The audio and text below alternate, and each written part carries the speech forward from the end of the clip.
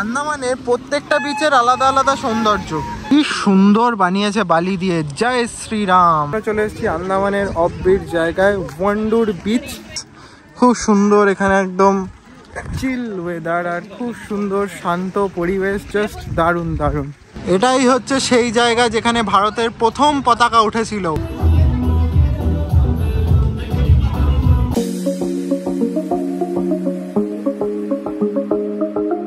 Hello guys, welcome to another video of my channel. চলে এসেছি নতুন একটা ভিডিও নিয়ে তোমাদের সাথে।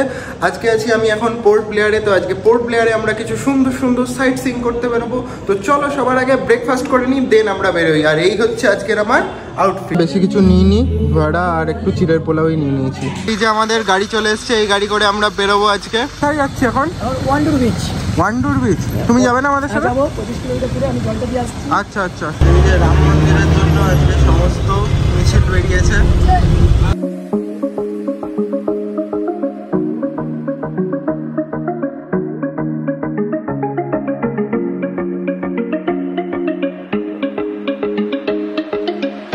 এখন আমরা চলে এসেছি আন্দামানের অফ বিচ জায়গায়, ওয়ান্ডুর বিচ। একদম নিস্তব্ধ নিশ্চুপ পরিবেশ, জাস্ট খুব সুন্দর। তোমরা এনজয় করতে পারবে এখানে এসে ফটোশ্যুট। খুব একটা ভিড়ভাড়টা যারা পছন্দ করো না তাদের জন্য আইডিয়াল প্লেস হচ্ছে এটা। এখানে এসে তোমরা স্নান করতে পারো, নানান রকম খেলতে পারো। এই দেখো এখানে ভাইরা বল দিয়ে খেলছে, মানে খুব সুন্দর একটা জায়গা, মানে জাস্ট দারুণ লাগছে একদম। না মানে কিন্তু সব জায়গায় ড্রোন ওড়ানো যায় না, বাট এরকম ওয়ান্ডুর বিচ আরও যে অফবিট প্লেসেসগুলো আছে সেখানে কিন্তু তোমরা আরামসে ড্রোন ওড়াতে পারবে। আর এখানে খুব সুন্দর একটা ভিউ আসবে। আমার পিছনে জাস্ট বিচটা দেখো, খুবই কম লোক আছে আর খুবই নিরিবিলি বিচ, মানে খুব সুন্দর। তোমরা এখানে এসে এনজয় করতে পারবে, মানে জাস্ট দারুণ লাগবে। কেমন লাগছে আমাদের এই ওয়ান্ডুর বিচ? ওয়ান্ডুর বিচ খুব ভালো লাগছে, দারুণ লাগছে। সব থেকে কোন জায়গাটা ভালো লাগলো? সব থেকে ভালো লেগেছে ওই কালকে ওই যে জলের ভিতরে যে হাওড়া ব্রিজ যেটাকে দেখলাম, হ্যাঁ, কোরাল কোভ। হ্যাঁ, coral cove beach. Coral cove বিচটা ন্যাচারালি কত সুন্দর হয়ে আছে না, একদম ন্যাচারাল জিনিসগুলো দেখলাম। তো এর আগের দিন যেমন 800 টাকা দিয়ে গ্লাস বোর্ডের চেপে অত ভালো দেখতে পারিনি, কিন্তু ওগুলো ডাইরেক্ট দেখেছি কালকে কোরাল বিচে। তো ওটাই বেশি ভালো লেগেছে। ওটা বেশি ভালো লেগেছে বেশি। আর তবে ওটা বেশি দুর্গম রাস্তা, বেশি কষ্ট হয়েছে। সব থেকে বেশি কষ্ট হয়েছে ওই বিচে যেতে আসতে, অনেকে পড়ে গেছে, অনেকে পড়ে গেছে। আর আমারও পাটা টলটল করছিল, কিন্তু অরিজিনাল জিনিসগুলো, সমুদ্রের তলার জিনিসগুলো যে দেখতে পেয়েছি ওইভাবে ডাইরেক্ট সামনাসামনি, হ্যাঁ এইটা খুব ভালো। জীবন্ত জীবন্ত জীবন্ত জিনিস, জীবন্ত সাপ, জীবন্ত সেই অক্টোপাস।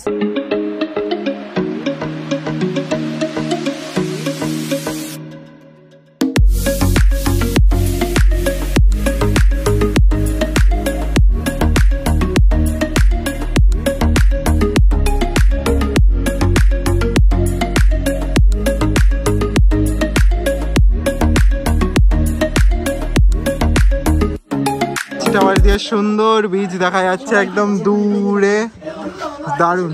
তো এখন আমরা হোটেলে ব্যাক করলাম। হোটেলে লাঞ্চ করেই আমরা আবার বেরিয়ে পড়বো কেরভিন কোভ বিচে। আমাদের দুপুরের মেনু হচ্ছে ভাত, ডাল, আলু ভাজা, আলু সেদ্ধ, ফুলকপির তরকারি, মাছ। তো আজকে খাবার দাবার ঠিকঠাক আছে, মোটামুটি ভালোই লাগছে। আমি যেহেতু মাছ খাই না, তো আমার জন্য অমলেট। তো লাঞ্চের পর এখন আমরা বেরিয়ে পড়ছি কেরভিন কোভ বিচ যাবো বলে। এই যে আমাদের বাস চলে এসছে, বাসে করে আমরা যাব কেরভিন কোভ বিচ।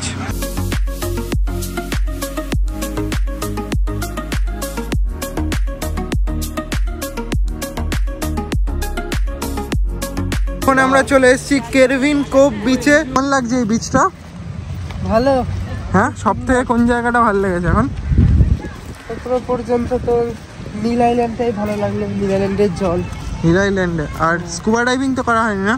না, স্কুবা ডাইভিংটা করলে নতুন এক্সপিরিয়েন্স হতো।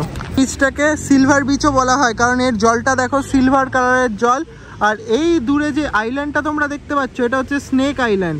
ওই আইল্যান্ডে অনেক বিষধর সাপ আছে। আজকে অ্যাকচুয়ালি আমাদের বারাটাঙে যাওয়ার কথা ছিল, কিন্তু অযোধ্যায় রাম মন্দির খুলবে বলে বারাটাঙের কাছাকাছি একটা জায়গা লাইমস্টোন কেভ, সেটা আজকে বন্ধ থাকবে। তো মামারা আজকে গেছে বারাটাঙে জারোয়া দেখতে, ওরা লাইমস্টোন কেভটা না দেখেই ফিরে আসবে। আর আমরা কালকে যাব বারাটাঙে। তো আজকে দুটো টিম সেপারেট হয়ে গেছে, মামাদের টিম এক জায়গায় আর আমাদের টিম আর এক জায়গায়। বিচ দেখার জন্য বেস্ট টাইম হচ্ছে এই সন্ধ্যাবেলা। কি সুন্দর ফাটা পোড়া রোদ নেই, আর একদম বেশ সমুদ্রের জল এই যে আমার পায়ের কাছে এসে ছুঁয়ে পড়লো। দেখতে দেখতে আমরা সুন্দর এনজয় করতে করতে আমরা এখানে ঘুরছি বিচের মধ্যে। বেশ সুন্দর ঠান্ডা হাওয়া দিচ্ছে, মানে দারুণ পরিবেশ, জাস্ট দারুণ। আন্দামানের প্রত্যেকটা বিচের আলাদা আলাদা সৌন্দর্য। একটু আগে আমরা ওন্ডুর বিচে গেছিলাম, সেটা একটা আলাদা সৌন্দর্য, সেটা বেশ ফাঁকা ফাঁকা নিরিবিলি। আর এইটা মোটামুটি লোকজন আছে। এখানে তোমরা নানান রকম ওয়াটার রাইডস করতে পারো, যেরকম স্পিড বোট, সামনে ব্যানানা বোট আছে, নানান রকম তোমরা এখানে ওয়াটার অ্যাক্টিভিটিস করতে পারো। এগুলো হচ্ছে ব্যানানা বোট, পুরো ব্যানানা শেপের দেখতে। এই বিচে কিন্তু প্যারাগ্লাইডিংও হয়, ওই দেখো দূরে করছে। এখন জল অনেকটাই বেড়ে গেছে, আগে আমরা সেই সামনে দিয়ে হাঁটছিলাম, বাট এখন জল একদম পুরো পাড়ের কাছে চলে আসছে। দেখো জলটা কি সুন্দর দেখতে, দেখো। ওরে বাপরে বাপরে বাপরে।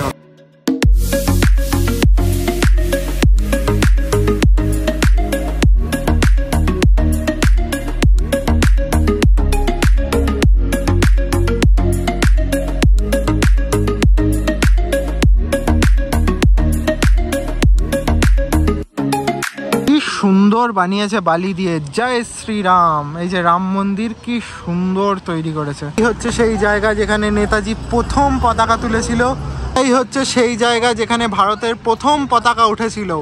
এটাই হচ্ছে সেই ঐতিহাসিক জায়গা।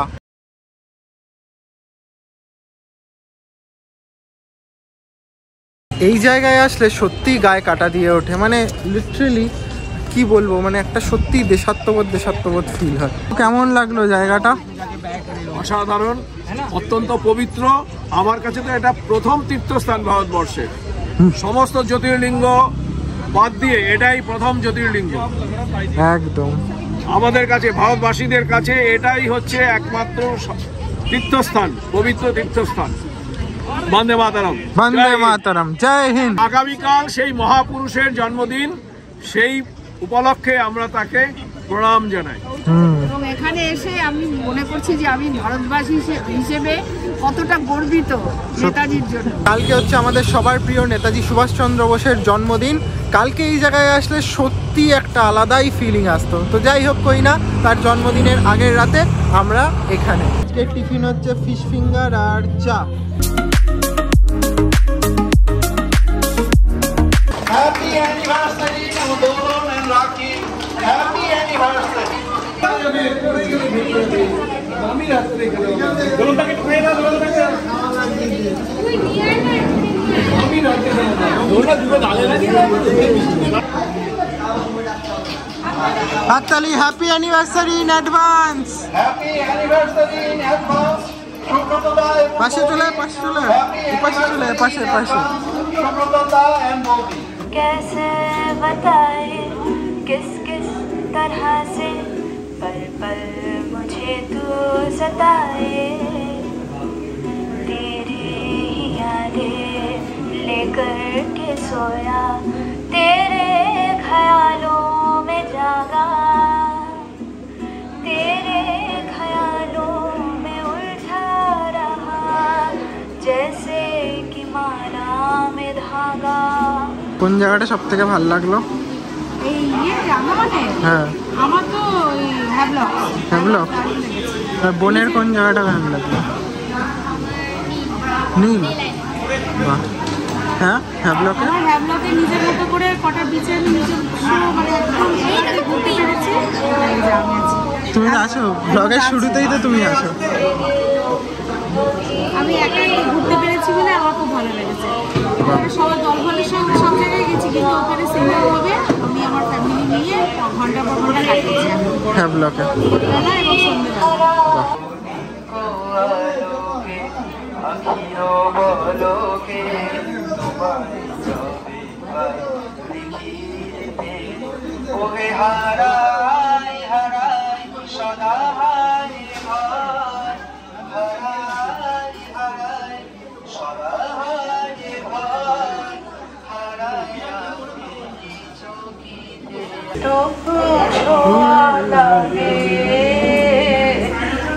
একটুকু কথা শুনি, তাই মনে মনে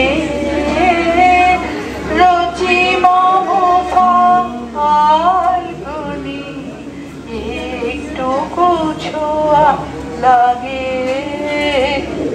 একটুকু কথা শুনি কথা শুনে বকুল হাসে ওই তাহার মতো তুমি আমার কথা শুনে হাসো না তো ধরার ধুলিতে যে ফাগুন আসে ওই তাহার মতো তুমি আমার কাছে কবু আসো না তো।